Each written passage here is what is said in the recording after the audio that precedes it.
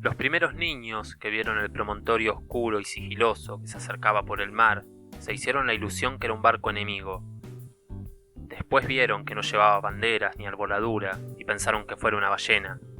Pero cuando quedó varado en la playa le quitaron los matorrales de sargazos, los filamentos de medusas y los restos de cardúmenes y naufragios que llevaba encima, y solo entonces descubrieron que era un ahogado. Habían jugado con él toda la tarde, enterrándolo y desenterrándolo en la arena, cuando alguien los vio por casualidad y dio la voz de alarma en el pueblo.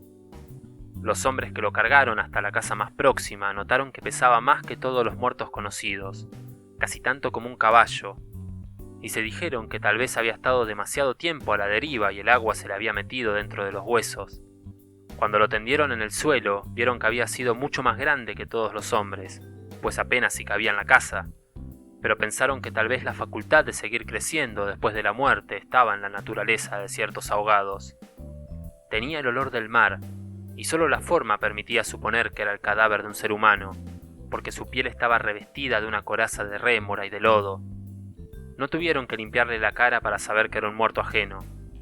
El pueblo tenía apenas unas 20 casas de tablas, con patios de piedras sin flores, desperdigadas en el extremo de un cabo desértico. La tierra era tan escasa que las madres andaban siempre con el temor a que el viento se llevara a los niños, y a los pocos muertos que les iban causando los años tenían que arrojarlos a los acantilados. Pero el mar era manso y pródigo, y todos los hombres cabían en 7 botes. Así que cuando encontraron el ahogado les bastó con mirarse los unos a los otros para darse cuenta que estaban completos. Aquella noche no salieron a trabajar en el mar. Mientras los hombres averiguaban si no faltaba alguien en los pueblos vecinos, las mujeres se quedaron cuidando al ahogado. Le quitaron el lodo con tapones de esparto, le desenredaron del cabello los abrojos submarinos y le rasparon la rémora con hierros de desescamar pescados. A medida que lo hacían, notaron que su vegetación era de océanos remotos y de aguas profundas, y que sus ropas estaban en piltrafas, como si hubiera navegado por entre laberintos de corales. Notaron también que sobrellevaba la muerte con altivez, pues no tenía el semblante solitario de los otros ahogados del mar, ni tampoco la catadura sórdida y menesterosa de los ahogados fluviales. Pero solamente cuando acabaron de limpiarlo, tuvieron conciencia de la clase de hombre que era, y entonces se quedaron sin aliento. No solo era el más alto, el más fuerte, el más viril y el mejor armado que habían visto jamás, sino que todavía cuando lo estaban viendo no les cabía en la imaginación. No encontraron en el pueblo una cama bastante grande para tenderlo, ni una mesa bastante sólida para velarlo. No le vinieron los pantalones de fiesta de los hombres más altos, ni las camisas dominicales de los más corpulentos, ni los zapatos del mejor plantado. Fascinadas por su desproporción y su hermosura, las mujeres decidieron entonces hacerle unos pantalones con un buen pedazo de vela cangreja y una camisa de bramante de novia, para que pudiera continuar su muerte con dignidad. Mientras cosían sentadas en círculo, contemplando el cadáver entre puntada y puntada, les parecía que el viento no había sido nunca tan tenaz, ni el Caribe había estado nunca tan ansioso como aquella noche, y suponían que esos cambios tenían algo que ver con el muerto. Pensaban que si aquel hombre magnífico hubiera vivido en el pueblo, su casa habría tenido las puertas más anchas, el techo más alto y el piso más firme, y el bastidor de su cama habría sido de cuadernas maestras con pernos de hierro, y su mujer habría sido la más feliz. Pensaban que habría tenido tanta autoridad que hubiera sacado los peces del mar con solo llamarlos por sus nombres, y habría puesto tanto empeño en el trabajo que hubiera hecho brotar manantiales de entre las piedras más áridas y hubiera podido sembrar flores en los acantilados. Lo compararon en secreto con sus propios hombres, pensando que no serían capaces de hacer en toda una vida lo que aquel era capaz de hacer en una noche, y terminaron por repudiarlos en el fondo de sus corazones como los seres más escuálidos y mezquinos de la tierra.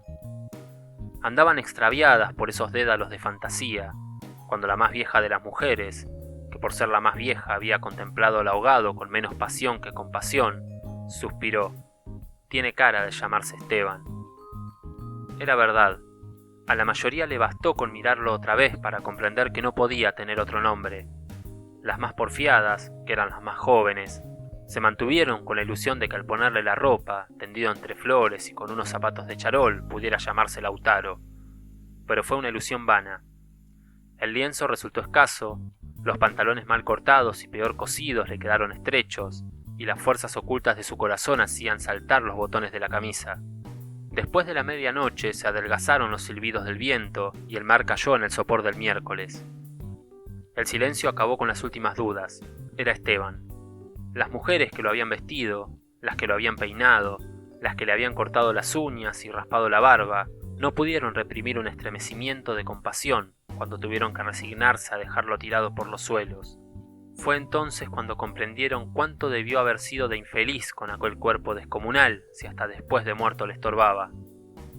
Lo vieron condenado en vida a pasar de medio lado por las puertas, a descalabrarse con los travesaños, a permanecer de pie en las visitas sin saber qué hacer con sus tiernas y rosadas manos de buey de mar, mientras la dueña de casa buscaba la silla más resistente y le suplicaba muerta de miedo: «Siéntese aquí, Esteban, hágame el favor». Y él recostado contra las paredes, sonriendo: «No se preocupe, señora, así estoy bien», con los talones en carne viva y las espaldas escaldadas de tanto repetir lo mismo en todas las visitas. «No se preocupe, señora, así estoy bien», solo para no pasar por la vergüenza de desbaratar la silla, y acaso sin haber sabido nunca que quienes le decían «No te vayas, Esteban, espérate siquiera hasta que hierva el café», eran los mismos que después susurraban: «Ya se fue el bobo grande, qué bueno, ya se fue el tonto hermoso». Esto pensaban las mujeres frente al cadáver un poco antes del amanecer. Más tarde, cuando le taparon la cara con un pañuelo para que no le molestara la luz, lo vieron tan muerto para siempre, tan indefenso, tan parecido a sus hombres, que se les abrieron las primeras grietas de lágrimas en el corazón. Fue una de las más jóvenes la que empezó a sollozar. Las otras, alentándose entre sí, pasaron de los suspiros a los lamentos, y mientras más sollozaban, más deseos sentían de llorar, porque el ahogado se les iba volviendo cada vez más Esteban, hasta que lo lloraron tanto que fue el hombre más desvalido de la tierra, el más manso y el más servicial, el pobre Esteban. Así que cuando los hombres volvieron con la noticia que el ahogado no era tampoco de los pueblos vecinos, ellas sintieron un vacío de júbilo entre las lágrimas. «Bendito sea Dios», suspiraron, «es nuestro». Los hombres creyeron que aquellos aspavientos no eran más que frivolidades de mujer.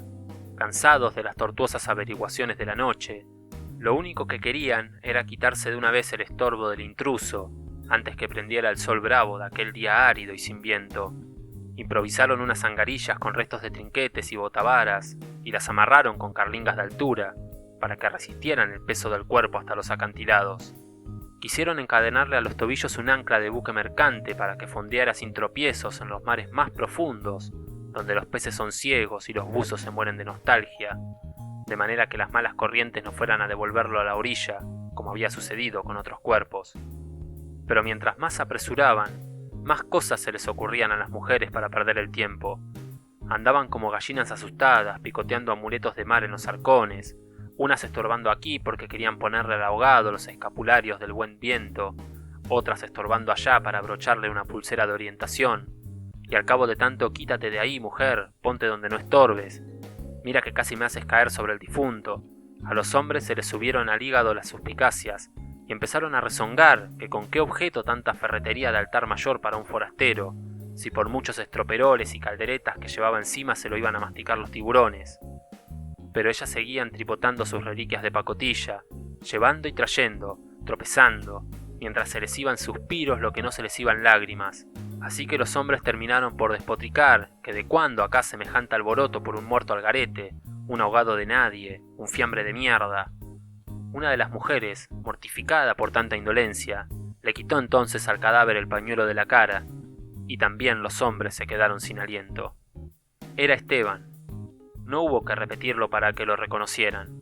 Si les hubieran dicho Sir Walter Raleigh, quizá, hasta ellos se habrían impresionado con su acento de gringo, con su guacamaya en el hombro, con su arcabuz de matar caníbales.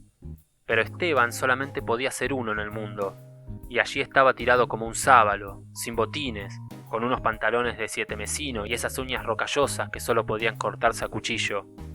Bastó con que le quitaran el pañuelo de la cara para darse cuenta que estaba avergonzado, que no tenía la culpa de ser tan grande, ni tan pesado, ni tan hermoso. Y si hubiera sabido que aquello iba a suceder, habría buscado un lugar más discreto para ahogarse. En serio, me hubiera amarrado yo mismo un áncora de galeón en el cuello y hubiera trastabillado como quien no quiere la cosa en los acantilados, para no andar ahora estorbando con este muerto de miércoles, como ustedes dicen, para no molestar a nadie con esta porquería de fiambre que no tiene nada que ver conmigo.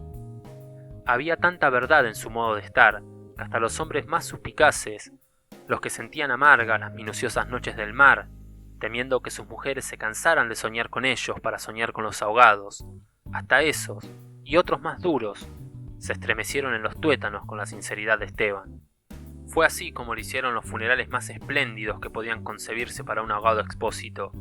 Algunas mujeres que habían ido a buscar flores en los pueblos vecinos regresaron con otras que no creían lo que les contaban, y éstas se fueron por más flores cuando vieron al muerto, y llevaron más y más hasta que hubo tantas flores y tanta gente que apenas si se podía caminar. A última hora les dolió devolverlo huérfano a las aguas, y le eligieron un padre y una madre entre los mejores, y otros se le hicieron hermanos, tíos y primos, así que a través de él todos los habitantes del pueblo terminaron por ser parientes entre sí.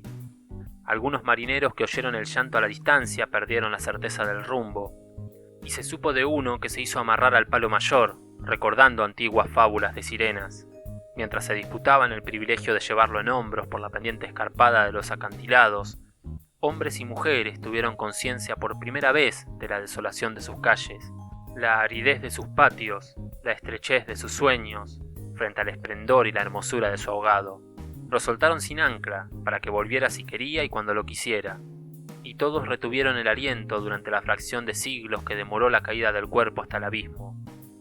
No tuvieron necesidad de mirarse los unos a los otros para darse cuenta que ya no estaban completos, ni volverían a estarlo jamás. Pero también sabían que todo sería diferente desde entonces, que sus casas iban a tener las puertas más anchas, los techos más altos, los pisos más firmes, para que el recuerdo de Esteban pudiera andar por todas partes, sin tropezar con los travesaños, y que nadie se atreviera a susurrar en el futuro: ya murió el bobo grande, qué lástima, ya murió el tonto hermoso, porque ellos iban a pintar las fachadas de colores alegres para eternizar la memoria de Esteban, y se iban a romper el espinazo excavando manantiales en las piedras y sembrando flores en los acantilados, para que en los amaneceres de los años venturos los pasajeros de los grandes barcos despertaran sofocados por un olor de jardines en alta mar, y el capitán tuviera que bajar de su alcázar con su uniforme de gala, con su astrolabio, su estrella polar y su ristra de medallas de guerra, y señalando el promontorio de rosas en el horizonte del Caribe, dijera en 14 idiomas: miren allá, donde el viento es ahora tan manso que se queda a dormir debajo de las camas, allá, donde el sol brilla tanto que no saben hacia dónde girar los girasoles. Sí, allá es el pueblo de Esteban.